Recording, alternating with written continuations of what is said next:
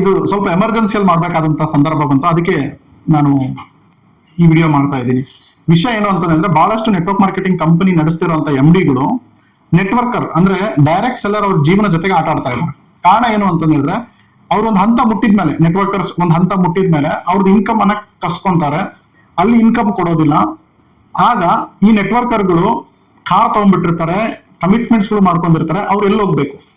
ಈ direct sellers ಅಥವಾ networker ಅಥವಾ MLM ಲೀಡರ್ಸ್ ಅಂತ ಹೇಳ್ತಿರಲ್ಲ, ಈ ಟಾಪ್ ಅಲ್ಲಿ ಇರೋ ಲೀಡರ್ಸ್ ಗಳಿಗೆ ಅವಾರ್ಡ್ ಅಂಡ್ ರಿವಾರ್ಡ್ಸ್ ಕೊಡೋದಿಲ್ಲ, ಅವ್ರು ಏನ್ ಹೇಳಿರ್ತಾರೆ ಅದನ್ನ ಮಾಡೋದಿಲ್ಲ. ಈ ರೀತಿ ಈಗ ಒಬ್ರು ನನ್ನ ಹತ್ರ ಬಂದು ಚರ್ಚೆ ಮಾಡಿದ್ರು, ವಿಷಯಗಳನ್ನ ಸಂಗ್ರಹ ಮಾಡಿದೆ.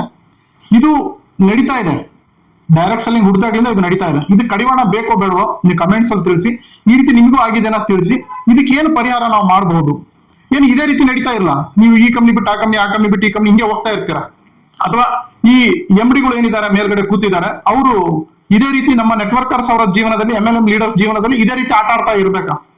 ಸೊ ಯಾವ್ದಕ್ಕೂ ನನಗೆ ಕಮೆಂಟ್ಸ್ ಮಾಡಿ, ಈ ವಿಡಿಯೋನ ಎಲ್ಲರಿಗೂ ಶೇರ್ ಮಾಡಿ. ಇದೊಂದು ಗಂಭೀರವಾದಂತ ವಿಷಯ. ಈಗ ನೀವು ಎಚ್ಚರಗೊಳ್ಳಿಲ್ಲ ಅಂತ ಹೇಳಿದ್ರೆ ನಿಮ್ ಭವಿಷ್ಯನ ನೀವೇ ಹಾಳು ಮಾಡ್ಕೊಂತೀರಾ. ನಾನು ಹೇಳೋದು ಅದನ್ನೇ. ನೆಟ್ವರ್ಕ್ ಮಾರ್ಕೆಟಿಂಗ್ ಅಂತ ಹೇಳಿದ್ರೆ ಒಂದು ಅದ್ಭುತವಾದಂತ ಬಿಸ್ನೆಸ್, ಬಟ್ ಬಹಳ ಜನ ಇದರಲ್ಲಿ ಮೋಸ ಹೋಗ್ತಾ ಇದ್ದಾರೆ. ಅದಕ್ಕೆ ಕಾರಣ ಏನು ಅಂತಂದ್ರೆ ನಾವೆಲ್ಲ ಕಂಡಿಡಿಯೋಣಂತೆ. ಸೊ ಇದನ್ನ ಎಲ್ಲರಿಗೂ ಶೇರ್ ಮಾಡಿ, ಪ್ರತಿಯೊಬ್ಬರಿಗೂ ಇದು ಗೊತ್ತಾಗ್ಬೇಕು.